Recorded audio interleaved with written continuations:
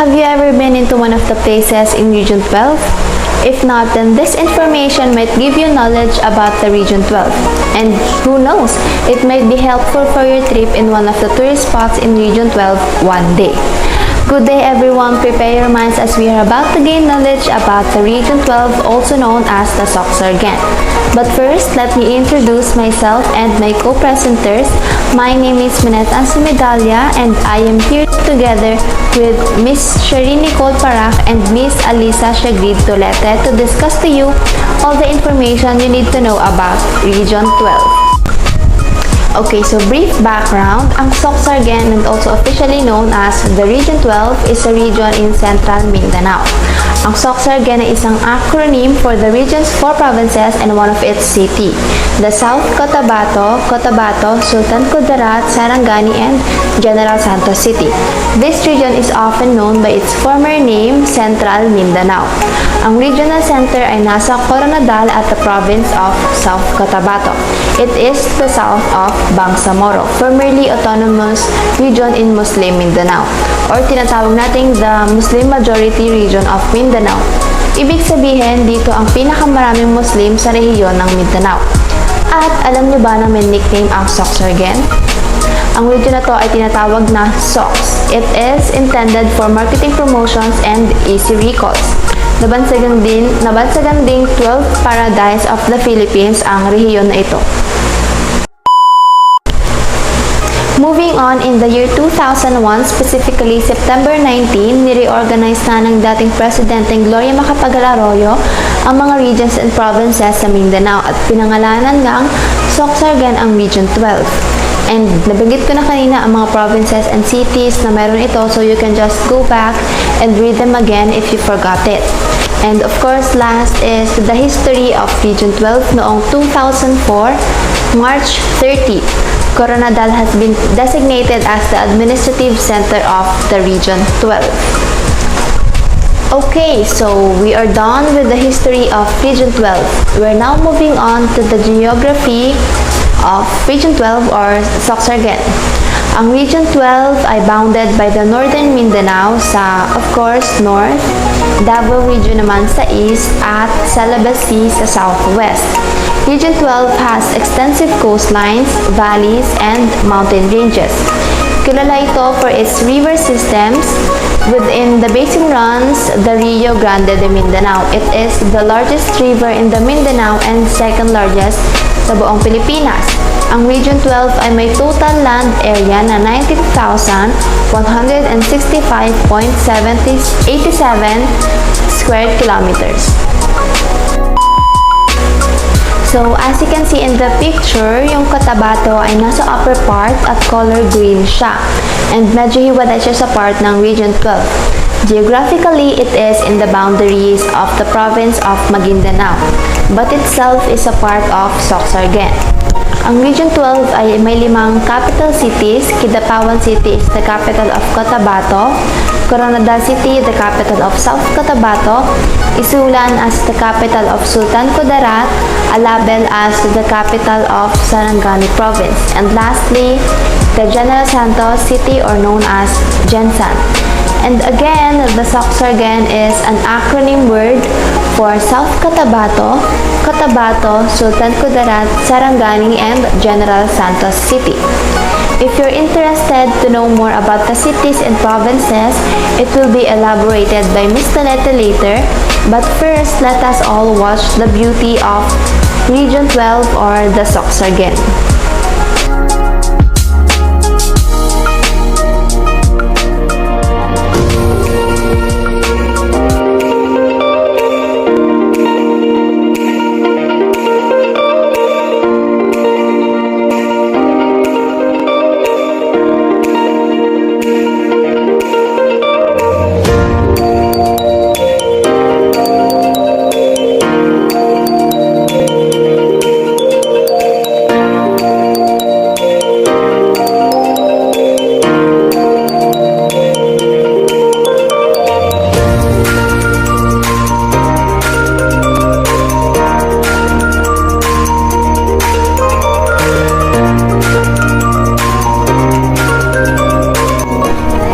is the Sikasik Falls in Cotabato. There are various tales and side stories of the discovery of this natural wonder. Some say that it was accidentally discovered by military during a clearing operations, while others say that locals already knew the place ever since. Next is Lake Cebu, South Cotabato. One of the most popular places in South Cotabato is Lake Cebu. Lake Cebu is a first-class municipality in the province. Lake Cebu has claimed the famed spot as one of the must-see destinations in the Philippines. Lulagun, Maguindanao. However, Maguindanao is not part of the Region 12. It is in the BARMM. Next is the Grand Mosque in Cotabato, also known as the Sultan Haji Hassan al-Bolkiah Mosque. This is the Tinalak weaving in Lake Cebu. Tinalak is a sacred cloth woven by the Tiboli people in communities around Lake Cebu, Mindanao Island. Traditionally, it is made by women of royal blood.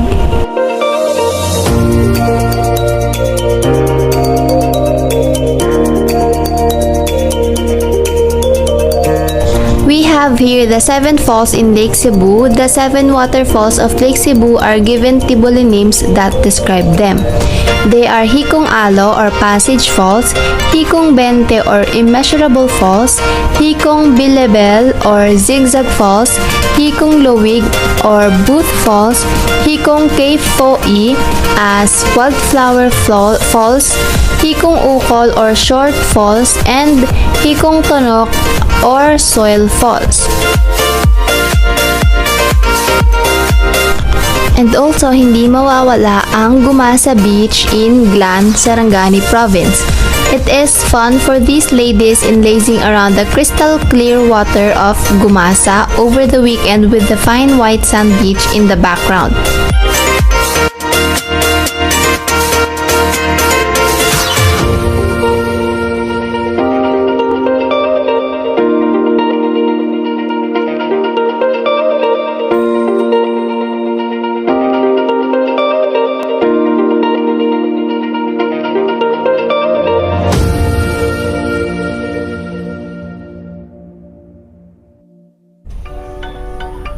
Maayong adlaw sa inyong tanan. To translate that, good day everyone.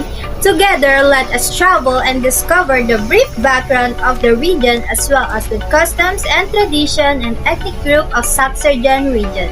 I know you all excited about our tour for today, but first let me introduce myself. I am Alyssa, Siegrid, and Tolete, or you can just call me Alyssa, and I am your tour guide for today. I am so honored to guide you all the way to the province of SOCCSKSARGEN region.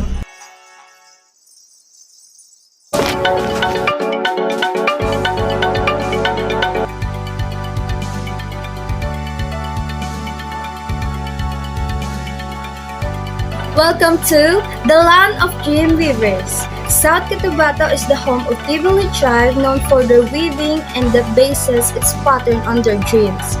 Lakes, waterfalls, vast plantation, and well-preserved tradition, South Cotabato opens the door to the pristine southern region of Mindanao. Why women of the Tiboli tribe in the Philippines are called dream weavers? More than simply honed skill, the craft of weaving for the Tiboli tribe in the Philippines is a spiritual undertaking. From the conceptualization of the design to the actual weaving process and how the finished the product is treated. South of the Philippine archipelago lies the province of South Cotabato. Dito naninirahan ang pangkat etniko ng mga Tiboli. Isang uri ng tela ay hinabi ng mga kamay sa mga hibla ng abaka, isang halamang katutubo sa Pilipinas, kilala bilang tinalak.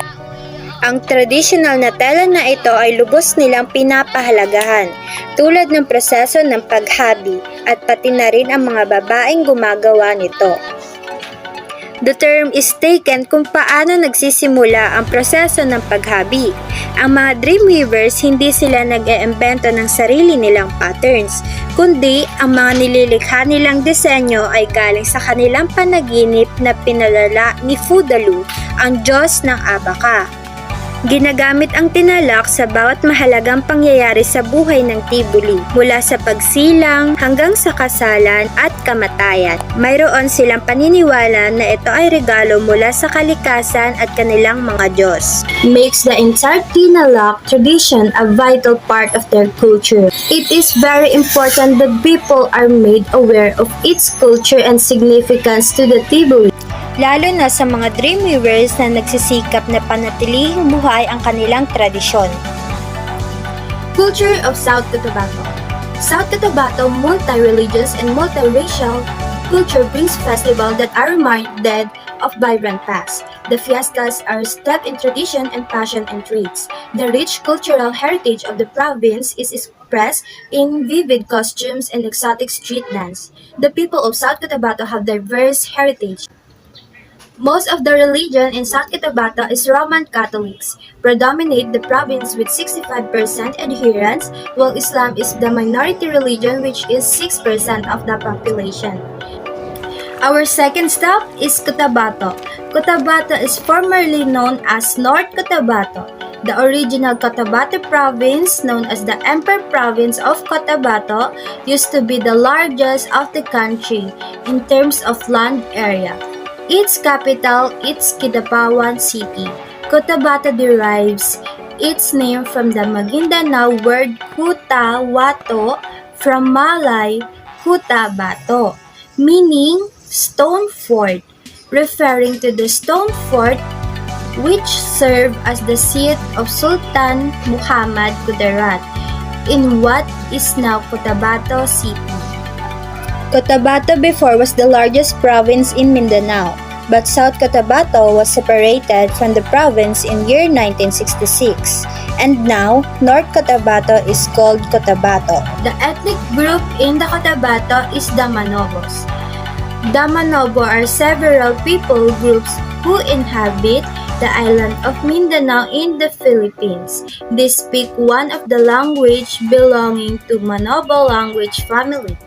This province is known for being the food basket of Mindanao because it is the major producer of Cereal, tropical fruits, vegetables, sugarcane, coconut, coffee, freshwater fish, and livestock.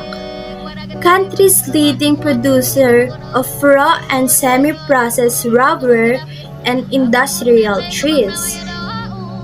Let's go to Sultan Kudarat. Sultan Kudarat, the name of the province, was derived from Muslim ruler, the late Sultan Muhammad Ipataan Kudarat of the Sultanate of Maguindanao, who reigned from 1625 to 1671. He was a virtual leader who embodied the idea of basic unity, oneness, and the freedom among diverse people scattered throughout his sultanate. He was considered as one of the national heroes of the Republic of the Philippines, not only because of his virtues of leadership, at pati na rin sa pamamagitan ng kanyang pamumuno matagumpay na naitaboy ang mga Espanyol sa kanilang pananakop. Siya ay tinuturing na pambansang bayani at ang kanyang karangalan ay pinangalan sa kanyang lalawigan. Sultan Kudarat was once part of former empire of province of Cotabato, and it's located in the southern western part of island of Mindanao. Hundreds of first-class caves are actually found in the province. The province is also the top producer of coffee in the Philippines. There are four major religions in groups of Sultan Kudarat: Roman Catholic, Islam, Evangelical, and Iglesia ni Cristo. People from Sultan Kudarat speak 84 dialects, with Hiligaynon and Ilonggo being the main language. Sultan Kudarat relies on agriculture and the sea to sustain its economy. It produces most type of the crops grown in the country, and is one of the few places that produces Irish potatoes in the Philippines. Fish caught in the province include various marine, brackish water, and freshwater fish. And the high-quality tuna caught along the coast are exported to Japan and Europe. Welcome to Sarangani! Named after Sarangani Bay, Sarangani came from the legends of Sarangani, an adventurous son of Sangil family. Sarangani is located in the southern tip of the Philippines, a tropical paradise in the province of Sarangani. Sarangani was once part of South Cotabato, but it became independent province in the year 1992. The first inhabitants were called Munato, a native term to first people. The major crops planted by the inhabitants in Sarangani are coconut, corn, rice, banana, mango, durian, rubber, and sugarcane. Sarangani province is the home of our pambansang kamao, Manny Pacquiao, and the Filipino Flash Nonito Donaire. Our last stop is the tuna capital of the Philippines. General Santos City o mas kilala sa tinatawag ng Jensan ay part ng province ng South Cotabato. It is the first congressional district in the province. In Jensan, fishing industry has greatly contributed to their economy. The people of Jensan are called the generals or generals. Cebuano is the most widely spoken language in the city. But generals are also speak English and Tagalog as their medium in school and business communication. This province is really famous because it is the hometown of our very own boxing champion Manny Pacquiao. General Santos City. It is highly urbanized city located at the southern portion of South Cotabato, but perhaps it is the biggest claim to fame is the boxer Manny Pacquiao is a native. It is known as the tuna capital of the Philippines. General Santos is also home of light media practitioners and the media companies. Formerly called the Diangas, which is derived from the Zizipus spinacristi tree, was once abundant in the place and now protected species under RA 8371 or the Indigenous People Rights Act of 2007. The economy in General Santos City. The city's economy activity is primarily anchored in two sectors, namely the agro-industry and the fishing industry. Agro-industry in General Santos City produces export quality, high-valued crop such as corn, coconut, pineapple, asparagus, banana, and rice. The city is also top producer of exporter of quality livestock such as poultry, hogs, and cattle. Mabuhay! I am Sheree Nicole R. Parac.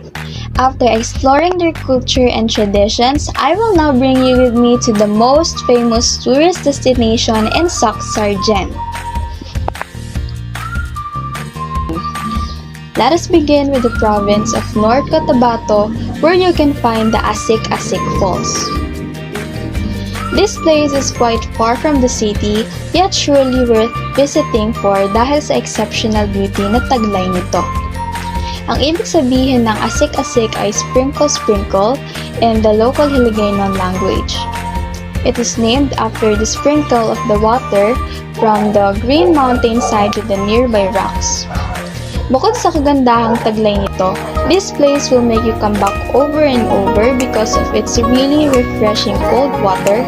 Walang available na cottages or benches para sa mga turista, so you better bring your own picnic mats. Let us now proceed to the next tourist destination, which is the Grand Mosque. It is famous because it is the grandest and biggest mosque in the country, at second largest mosque naman in the Southeast Asia. It is built in a 4 hectare of land at umaabot ng 15,000 hanggang 20,000 ang capacity ng worshippers na kayang i-accommodate ng mosque na to. Next, if you want to have a deeper knowledge about the Philippine culture, then the Langdulay Weaving Center that you can find in the province of South Cotabato is the best place to go. Isinunod ang pangalan ng lugar na ito kay Langdulay, a Filipino traditional weaver. The purpose of this center is to preserve the traditions and culture of the Tiboli people, and para ma-preserve din yung art of weaving in the Philippines. There is no entrance fee in this place, only donations will do. Let's now go to the province of Sultan Kudarat, where you can visit one of the SOCCSKSARGEN's famous tourist destination. Ito ay ang Baras Bird Sanctuary. Every day, the place is visited by numerous bird lovers who enjoy the sight of the world's most beloved birds katulad na lang ng the great egret and the rufous night heron. The Baras Bird Sanctuary is an area covering about 2 hectares of land and is home to tens of thousands of beautiful birds. You can see here thousands of birds' nests, feathers lying on the ground, even yung pagkakapisan ng mga sisiw from the eggs under the trees. Tuca Marine Park in the province of Sarangani is also one of the best destinations in SOCCSKSARGEN. You will be amazed by the pristine waters and the colorful life under the sea. It is a protected marine sanctuary, so the local government ensures that visitors are regulated para mapanatili ang kagandahan at kalinisan nito. The Tuca Marine Park is divided into 4 coves, and ang pinaka-perfect at accessible doon para sa mga turista ay ang Tuca Tree. You can find here variety of fishes that will surely make you enjoy diving and snorkeling.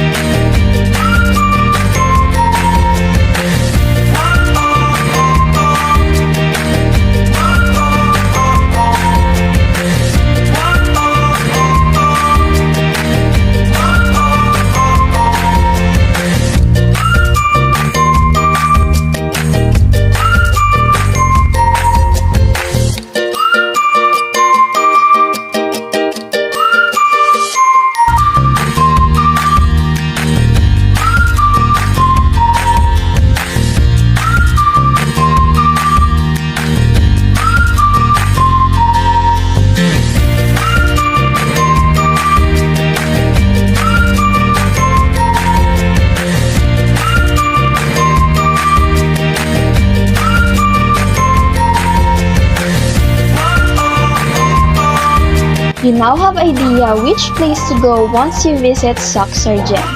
Now, I'm going to bring you with me in the biggest must-see festivals that is celebrated in this region.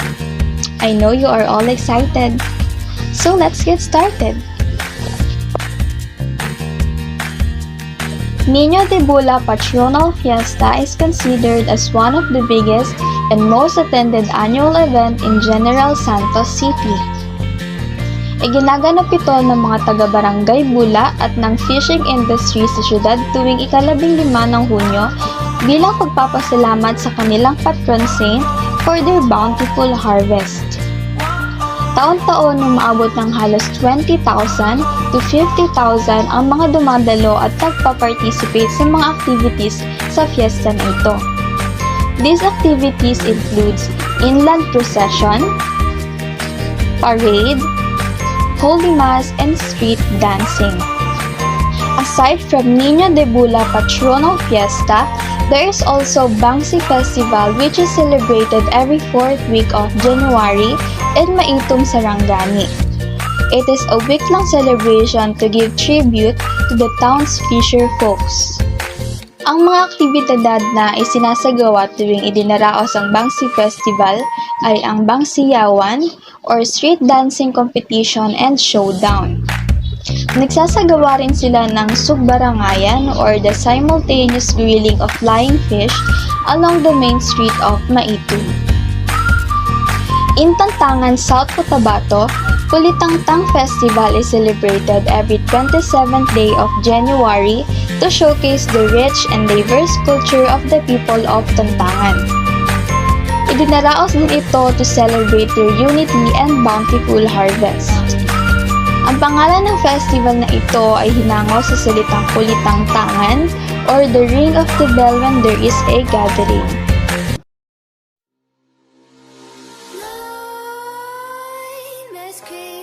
While you and me repeat, this bittersweet heat is suffocating. I'm waiting and always hesitating. Kryptonite desires set my heart afire. Heart on fire. Set my heart afire.